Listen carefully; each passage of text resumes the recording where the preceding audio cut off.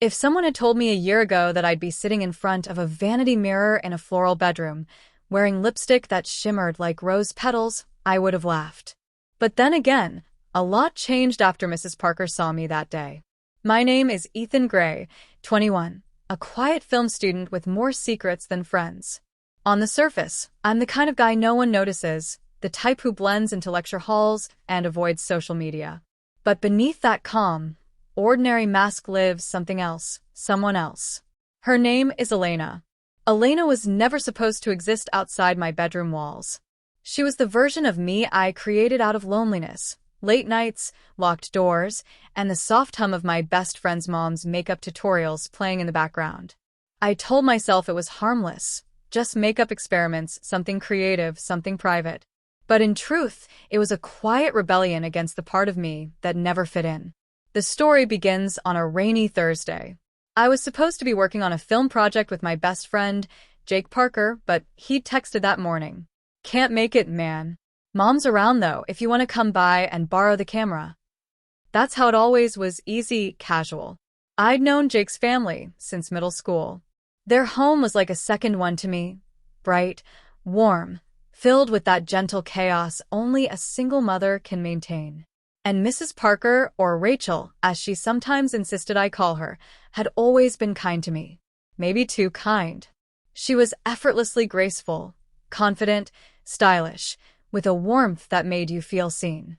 She'd been a model once, I'd overheard Jake say. Now she ran an online boutique, which explained the endless stream of dresses and heels that seemed to fill every corner of her house.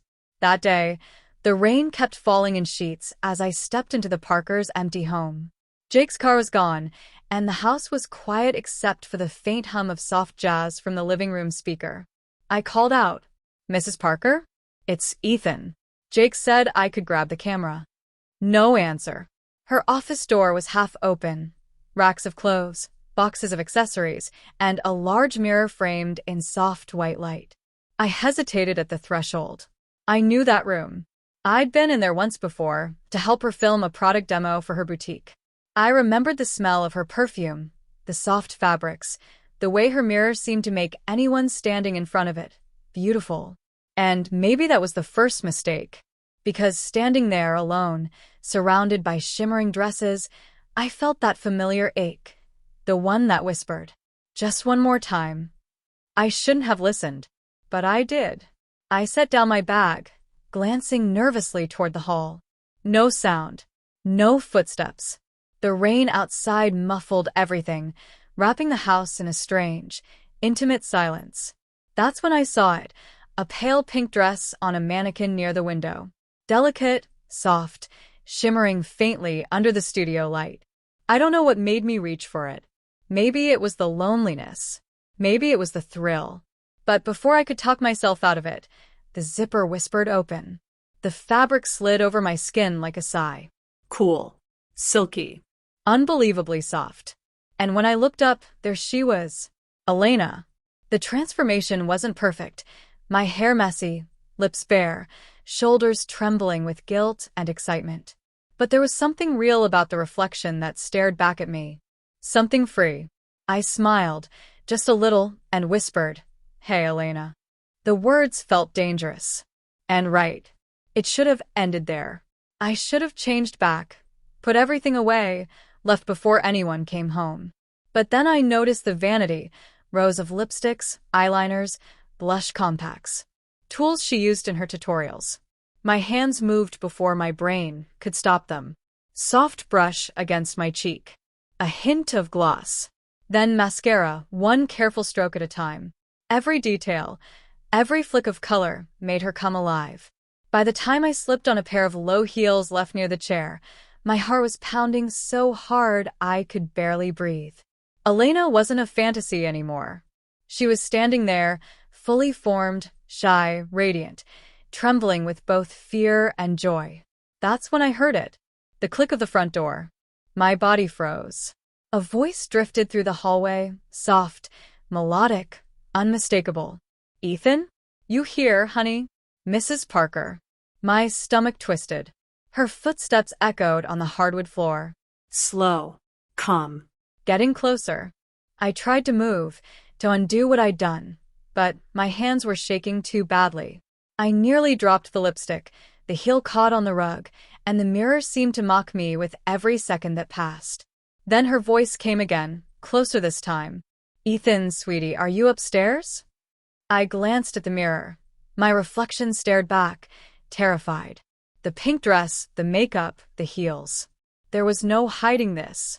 I turned toward the door, heart hammering, and froze as it opened. Rachel Parker stood there, umbrella dripping rainwater onto the floor, her eyes falling instantly to me. For a moment, neither of us breathed. The room felt impossibly still. Her gaze swept from the dress to my face, then back again. And what I saw in her eyes wasn't anger. It was something far more complicated. A quiet recognition. "Ethan," she said softly, almost whispering it like she wasn't sure who she was talking to. Then, slowly, so slowly it made my pulse trip, she smiled. "Or should I say, Elena?" The silence that followed felt endless. Rain still tapped softly against the window, but inside that room, it was just us, me frozen in that pink dress, and Mrs. Parker staring at me like she was trying to piece together a dream she didn't remember having. My voice finally cracked through the quiet. It's not what it looks like." She didn't let me finish. Her expression softened, the faintest smile curving her lips. "Ethan," she said quietly, stepping closer. "It's exactly what it looks like." The way she said it made my breath catch. There wasn't judgment in her tone, just this strange, calm understanding that somehow made me feel even more exposed. I stumbled over my words. "I was just trying it on for a joke. I swear, I didn't mean to." "Sure," she whispered, cutting me off again. "You don't have to explain. Sit down, sweetheart." Sweetheart. The word hit me like a lightning bolt. She'd never called me that before. Not even when I was a kid and she used to bake cookies for Jake and me. I obeyed, without thinking, lowering myself into the vanity chair. My reflection in the mirror was a disaster. Eyeliner slightly smudged, lipstick uneven, the kind of trembling, guilty face that wanted to disappear. But when she stood behind me, her hand resting lightly on my shoulder, I saw something else. A woman who wasn't angry, who didn't look disgusted. She looked curious, intrigued. Her voice came soft and measured. "Do you often do this when no one's home?" I didn't answer. I couldn't. The silence stretched long enough for her to sigh. She reached for a makeup brush from the vanity and twirled it between her fingers. "You know," she said, her tone almost playful, "this shade doesn't suit your skin tone. You're too fair for warm pinks." I blinked at her in disbelief. What? She smiled at me through the mirror. "If you're going to dress up, you might as well do it right." And before I could even process what was happening, she leaned forward, her perfume flooding my senses, and began carefully fixing my makeup. Each brush stroke made my chest tighten, with a confusing mix of shame and comfort. The way her fingers brushed against my skin, the way her reflection smiled at me like she was meeting someone she'd known for years, it all felt dangerously intimate. "There," she said finally, pulling back to admire her work. "Better. You have lovely cheekbones, you know that?" I tried to laugh it off. "Jake would die if he saw me like this." She tilted her head. "Would he?" That question lingered. For the next hour, the house became a strange kind of dream. Mrs. Parker didn't scold me. She didn't ask me to change. Instead, she pulled out her phone and started showing me photos from her boutique, dresses, heels, wigs. She spoke like this was perfectly normal, like I wasn't her son's best friend standing in her clothes, but someone she'd been waiting to meet. "You remind me of myself when I was younger," she said suddenly, sorting through a rack of skirts. "So shy. Always hiding behind layers of who I thought I was supposed to be." I swallowed. "You think that's what I'm doing? Aren't you?" Her question landed like a weight in my stomach. Because the truth was I didn't know. Was I hiding, or was I becoming? The next few days blurred into something unreal. I couldn't stop thinking about that moment. Her hands on my face, her voice, the mirror. But what unsettled me more was how she started texting me. It began innocently, Don't forget your flash drive. Then, I found a color that would look beautiful on you. And finally, you left your lipstick here. Should I keep it safe for you, or shall I bring it over? I didn't know how to respond. Each message made my chest ache with both fear and fascination. Was this her way of teasing me? Or was she genuinely inviting me back into that moment? I told myself to stay away, to forget it ever happened. But one evening she called. Her voice on the phone was calm, almost motherly. Ethan, I need your help with some photos for my new line. Jake's out again. Could you come by for a bit? I should have said no, but I didn't. Her house smelled like vanilla and soft perfume when I arrived. She met me at the door with a smile that was too warm to be casual. There you are, she said, leading me upstairs. Come on. I promise this time you'll get to play photographer, not model. But when I stepped into her studio, I saw it instantly, a familiar pink dress laid neatly on the chair. And next to it, the same wig I'd worn that day. She noticed my eyes flick toward it. Oh, that, she said, feigning innocence. It's part of the shoot. I thought maybe you'd help me style it. My heart was pounding again. You want me to? Only if you want to, she said softly. You looked so beautiful last time. I thought maybe Elena would like to come out again. There it was. The name. The secret she shouldn't have known. I didn't remember ever telling her, but she remembered. She'd heard me whisper it that day. I stood frozen, torn between running and staying. But something in her tone, the way she said Elena, made my resistance melt. So I nodded.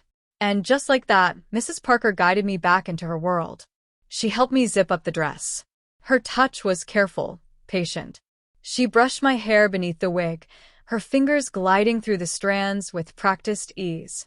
The mirror came alive again, showing me not Ethan, but someone gentler, softer, more whole.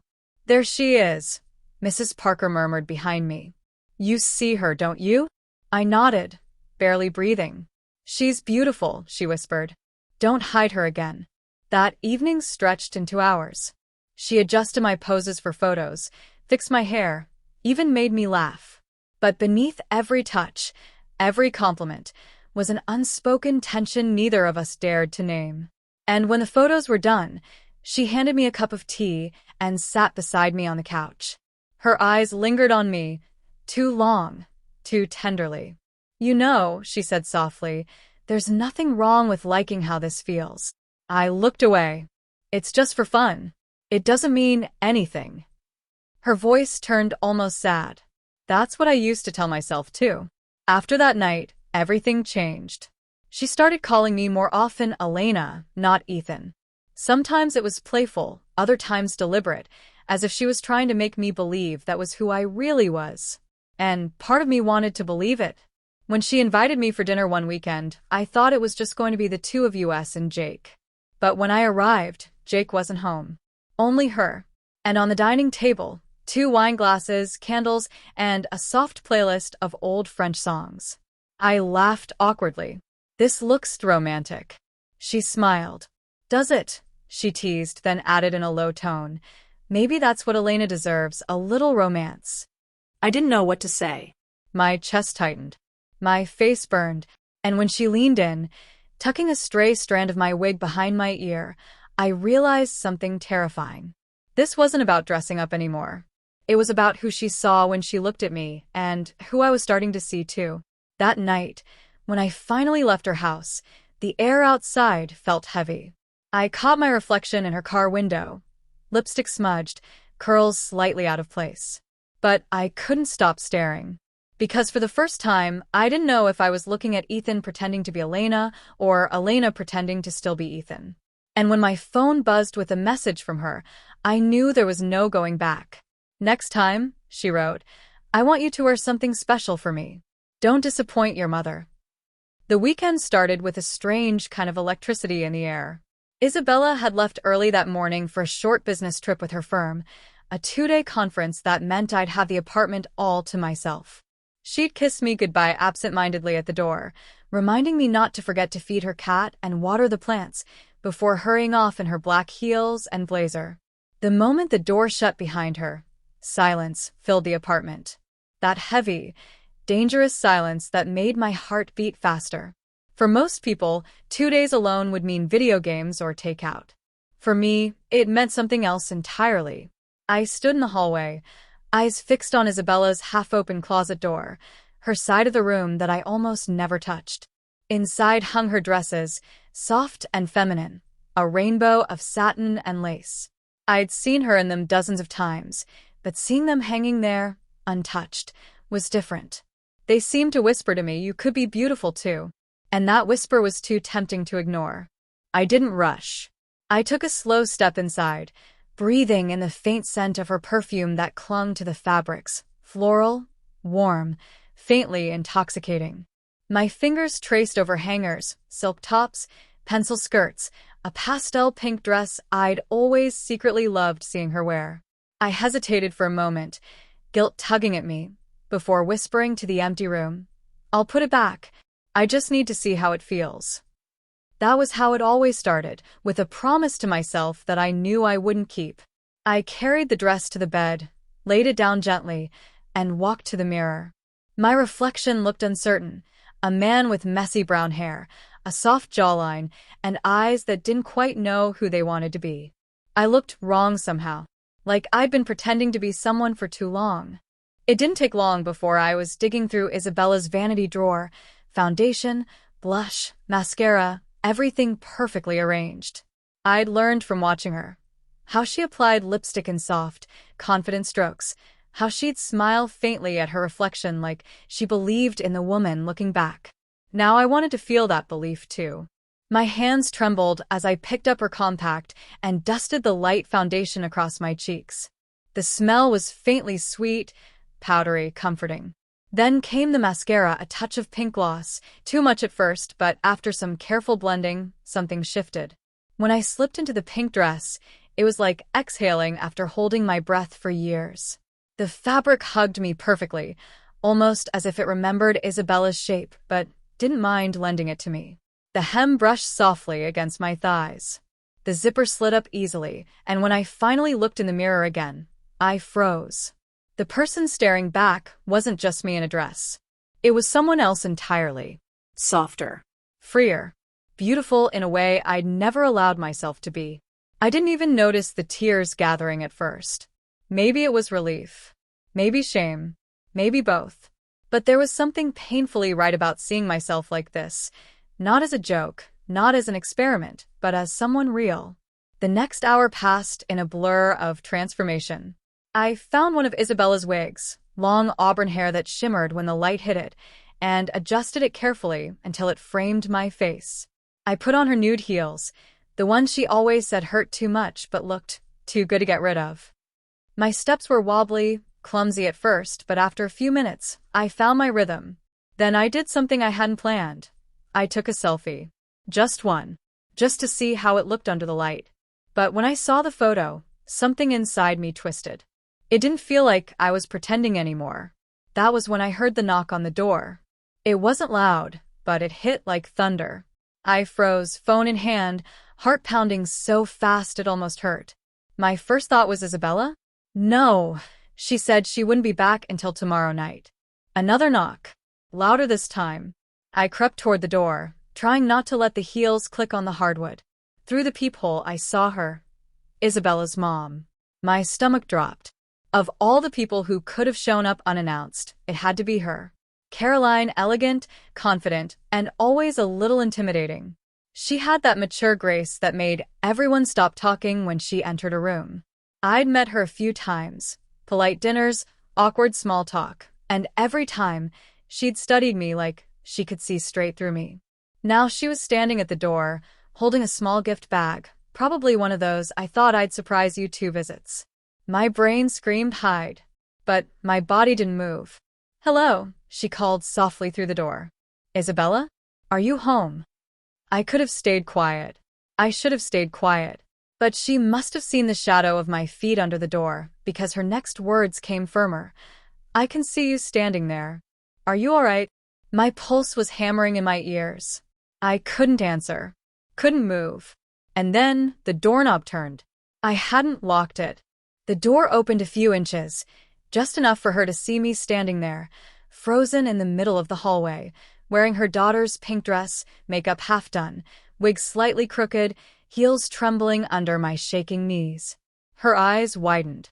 Neither of us spoke. For what felt like eternity, there was only silence.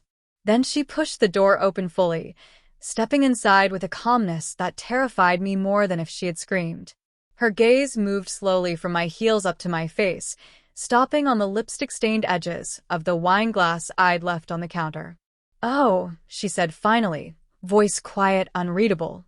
"I see." I opened my mouth to explain, but no words came. Caroline set the gift bag on the table, closed the door behind her, and looked at me with an expression I couldn't decipher. Not disgust, not pity, but something in between. "Well," she said softly, "you look different." And somehow, that simple sentence felt like the start of something I wasn't prepared for. Caroline's silence was worse than yelling. The longer she looked at me, the smaller I felt, standing there in Isabella's pink dress like a deer caught in headlights.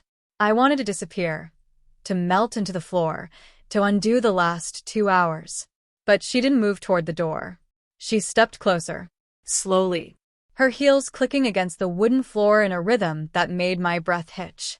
"So," she said at last, her voice low, deliberate, "I suppose this isn't what it looks like." I tried to answer, but my throat was dry. I can explain." She raised a hand, stopping me. "You don't need to lie, dear." Not now. Her tone wasn't cruel. It was composed. Curious, almost. And that scared me even more. Caroline walked around me like she was inspecting a piece of art. "You're wearing Isabella's favorite dress.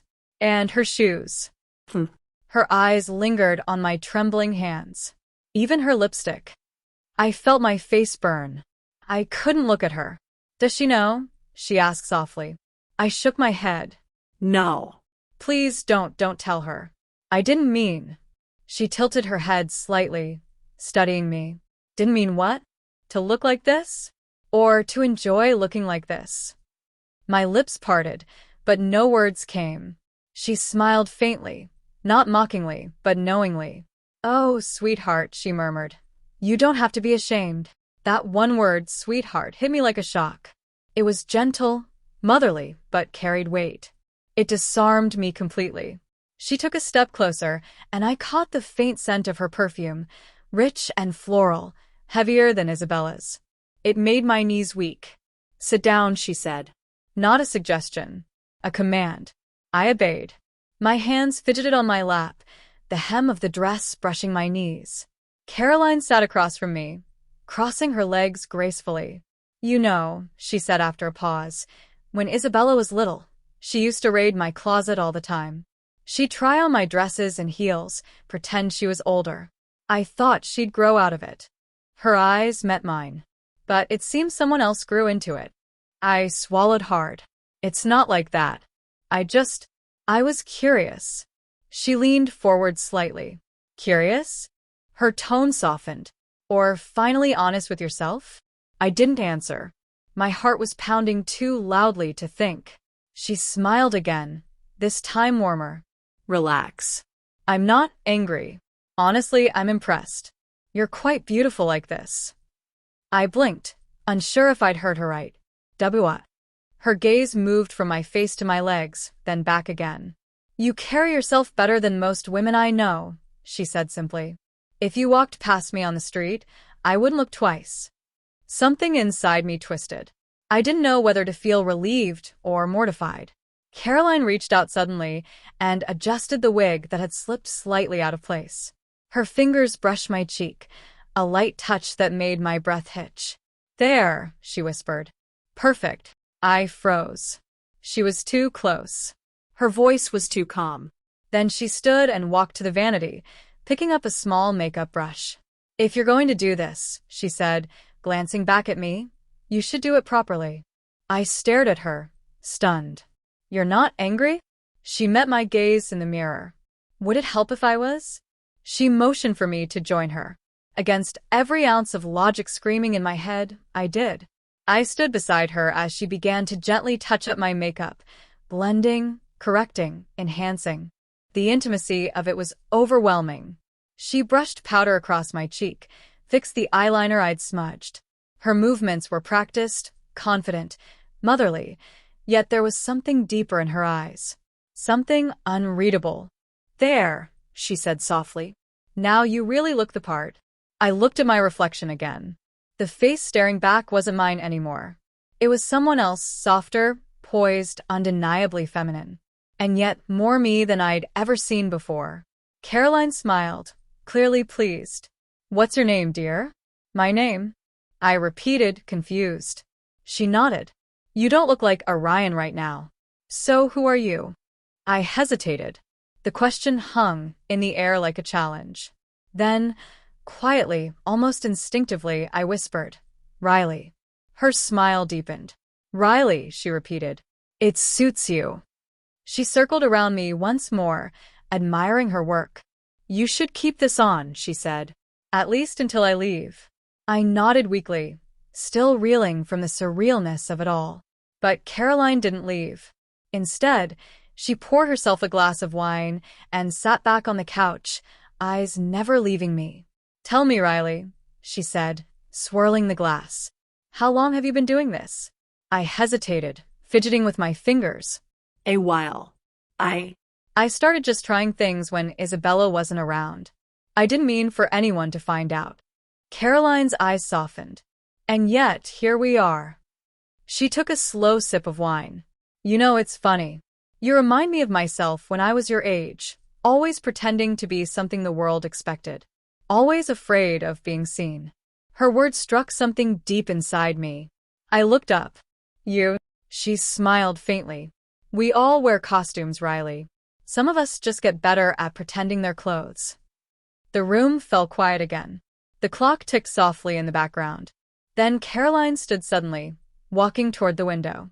"You know," she said, turning back to me, "you shouldn't hide from this. Maybe it's time someone saw the real you." "What do you mean?" Before I could process, there was another knock on the door. We both froze. Caroline's lips curved into a small, knowing smile. "That would be Isabella," she said calmly. "She told me her meeting ended early." My blood turned to ice. I looked down at myself, the makeup, the wig, the heels, and panic set in. No, she can't see me like this." Caroline placed a finger on my lips, silencing me. "Sure, trust me." The knocking grew louder. "Mom? Are you in there?" Isabella's voice called.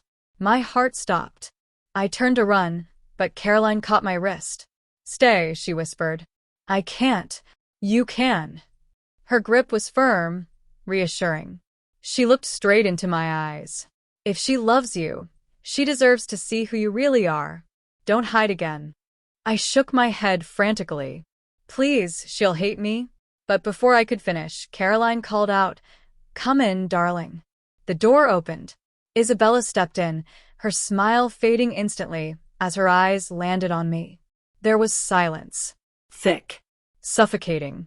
Her purse slipped from her shoulder, hitting the floor. "Ryan," she whispered. What are you wearing?" I couldn't speak. My throat closed up. Caroline stood beside me, calm as ever.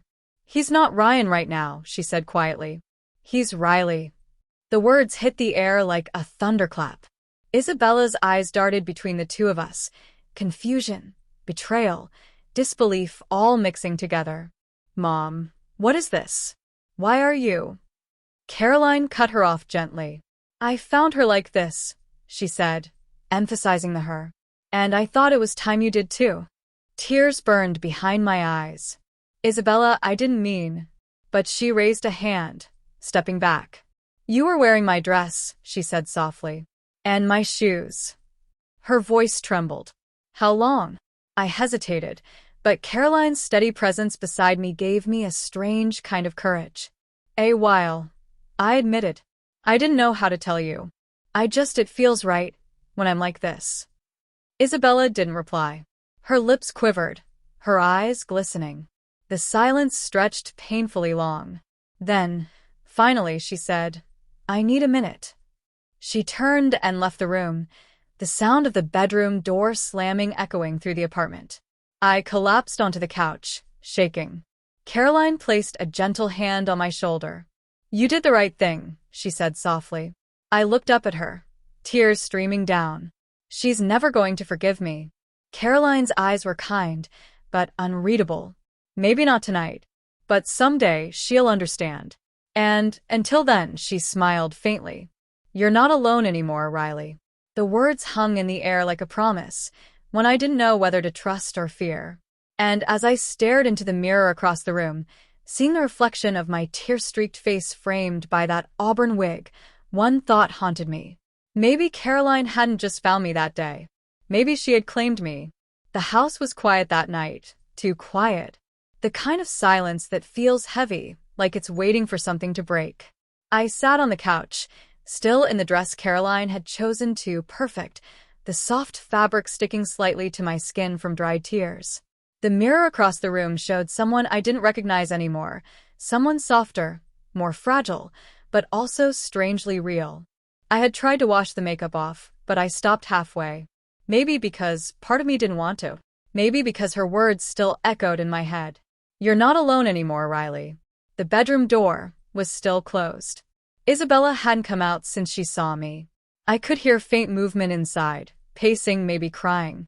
I didn't blame her. How could I? Caroline sat across from me, sipping her wine slowly, watching me in silence. The lamplight painted her face in soft gold, but her eyes were unreadable, calm, almost serene, as if everything had gone according to plan. "She'll come around," she said finally. "You know that, right?" I didn't respond. My hands trembled in my lap. She looked at me like I was a stranger. Caroline tilted her head slightly. "Maybe that's because she never really knew who you were." Her words cut deep, not out of cruelty, but truth. I swallowed hard. I didn't want to hurt her. Caroline smiled faintly. "Sometimes truth hurts, darling. But lies destroy." Her tone was so calm, so sure, that for a moment I believed her. The clock ticked softly. The night stretched on. When she finally stood, I thought she was leaving. Relief washed over me. But instead, she came closer, kneeling in front of me. "Look at me," she said gently. I did. "You have a gift, Riley," she whispered. "Most people spend their lives pretending. But you have the courage to live what others only dream." Her hand brushed my cheek again, lingering this time.